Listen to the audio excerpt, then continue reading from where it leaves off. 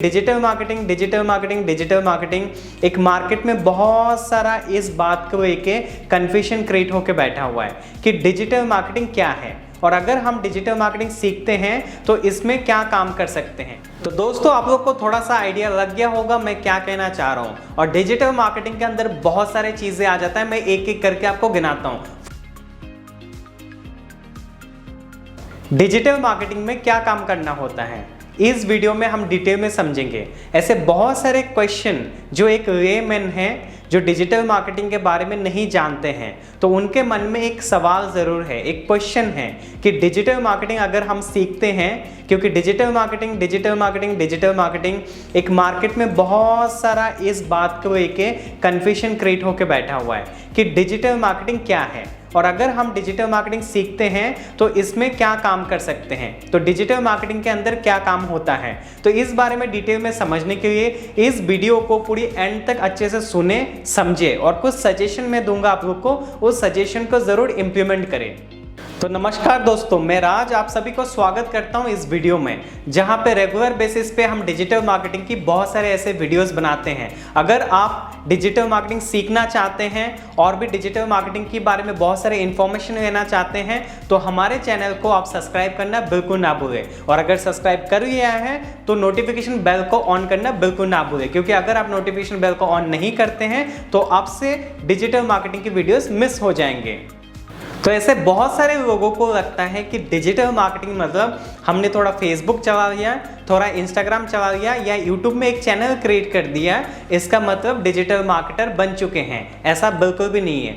Digital marketing के अंदर बहुत सारे ऐसे टेक्निकल काम होते हैं जो सिर्फ डिजिटल मार्केटिंग सीखने से नहीं होता है। डिजिटल मार्केटिंग पूरा का पूरा एक रियलिटी है जिस रियलिटी के अंदर आपको पूरा प्रैक्टिकल काम होता है। डिजिटल मार्केटिंग सीखना बहुत ईजी है पर उसके अंदर रिजल्ट ओरिएंटेड काम करना और उस काम के अंदर परफॉर्मेंस कंटिन्यूअसली रखना, कंसिस्टेंसी पेशेंसी के साथ और उसके अंदर रिजल्ट ओरिएंटेड काम करके रिजल्ट निकालना बहुत इंपॉर्टेंट है। और वहीं पे एक डिजिटल मार्केटर अपने आप को कह सकता है कि I am the digital marketer because I can generate lot of leads through organic marketing, through paid marketing and lot more social media campaigns I can handle, I can operate. So यहाँ पे main बात आता है कि अगर आप एक proper digital marketer बनना चाहते हैं या आप डिजिटल मार्केटर हैं तो आपको रिजल्ट ओरिएंटेड काम करना होता है और रिजल्ट देना इजी नहीं है, बहुत टफ है क्योंकि कंपटीशन मार्केट बहुत ज़्यादा है। जैसे गूगल की फर्स्ट पेज पे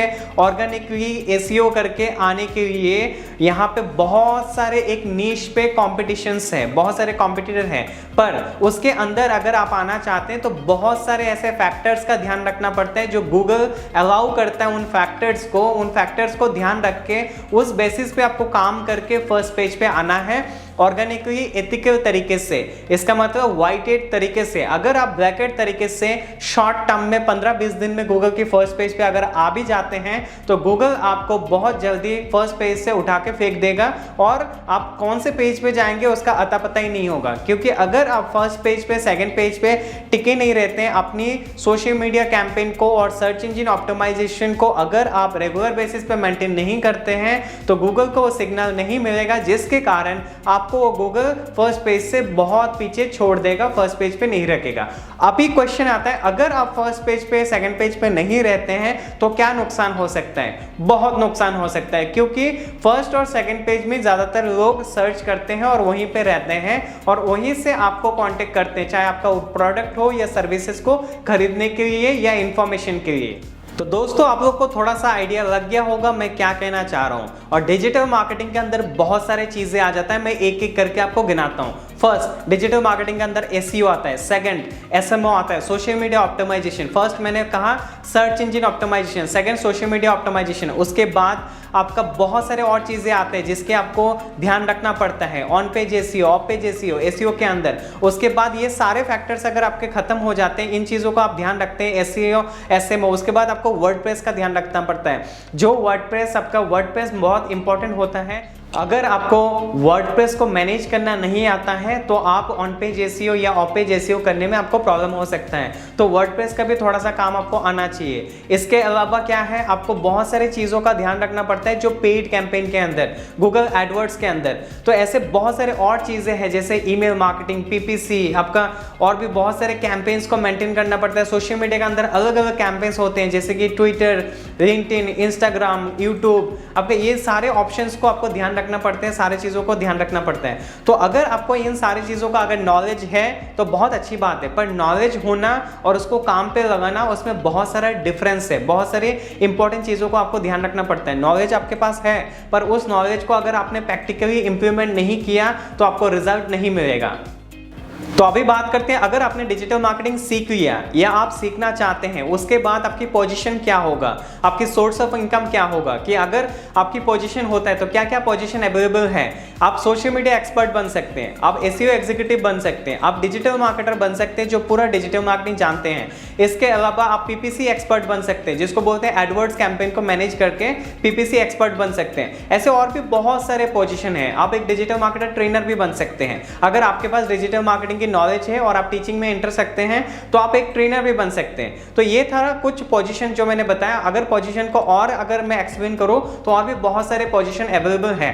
आप समझते हैं कि सैलरी क्या हो सकते हैं। अगर आप डिजिटल मार्केटिंग सीख चुके हैं या सीखना चाहते हैं, उसके बाद आपकी सैलरी क्या हो सकता है। तो मिनिमम सैलरी जो है 15,000 से लगभग शुरू हो जाता है और उस 15,000 को आप जितने एक्सपर्टाइज बनेंगे, जितना आप डिजिटल मार्केटिंग में इंटरेस्ट दिखाएंगे, आप सीखेंगे और उसको इंप्लीमेंट करेंगे, अपने आप को एक्सपर्ट बनाएंगे, तो आने वाले टाइम पे आप डिजिटल मार्केटिंग के अंदर 15,000 से शुरुआत करके आप 20,000, 25,000, 35,000, 40,000, 45,000, 50,000 और इससे ज़्यादा भी आप महीने का सैलरी कमा सकते हैं। डिपेंड करेगा कितने टाइम में उस सैलरी ब्रैकेट को आप हिट कर सकते हो, वो आपकी एक्सपीरियंस के ऊपर, आपकी नॉलेज के ऊपर। तो दोस्तों ये था कुछ इन्फॉर्मेशन जो डिजिटल मार्केटिंग के अंदर क्या काम करना पड़ता है। तो ये आपका दिमाग से ये जो कन्फ्यूजन है, आई थिंक ये क्लियर हो चुका होगा। अगर आपको एक अच्छा मंथली इनकम, अच्छा हैंडसम इनकम जनरेट करना है डिजिटल मार्केटिंग से, तो अपने आप को जितना हो सके प्रैक्टिकली एक्सपीरियंस बनाइए, तो आप महीने का बहुत अच्छा इनकम कर सकते हैं। सपोज आपके पास 2 साल की एक्सपीरियंस है, तो 2 साल की एक्सपीरियंस है और आप उस एक्सपीरियंस को बहुत अच्छे से यूटिलाइज करते हैं डिजिटल मार्केटिंग के अंदर, तो आप महीने का 30 से 35,000 भी कमा सकते हैं। इससे ज़्यादा अगर आपके पास एक्सपीरियंस है तो इससे ज़्यादा भी आप कमा सकते हैं। डिपेंड करेगा कि आप प्रैक्टिकली कितनी एक्सपीरियंस लेते हैं और उसको इंप्लीमेंट करते हैं। डिजिटल मार्केटिंग के अंदर पैसा बहुत है, पर डिपेंड करेगा कि आप उसको कितना सीखते हैं और कितना उसको इंप्लीमेंट करते हैं राइट वे में, राइट डायरेक्शन में। तो दोस्तों अगर इस वीडियो से थोड़ा भी अगर आपको वैल्यू मिल रहा है तो इस वीडियो को ज़्यादा से ज़्यादा अपने अपनों के साथ शेयर करिए। शेयर करने से नॉलेज बढ़ता है। शेयर करने के लिए आप फेसबुक का मदद ले सकते हैं, व्हाट्सएप स्टेटस का भी मदद ले सकते हैं, लेके आप इस वीडियो को ज़्यादा से ज़्यादा शेयर कर सकते हैं। ऐसे और भी इन्फॉर्मेशन के लिए इस चैनल को आप सब्सक्राइब कर सकते हैं, सब्सक्राइब करके नोटिफिकेशन बेल को भी ऑन कर सकते हैं। तो मिलते हैं नेक्स्ट वीडियो में, तब तक के लिए सीखते रहें और आगे बढ़ते हैं। धन्यवाद आप सभी को इस वीडियो को देखने के लिए।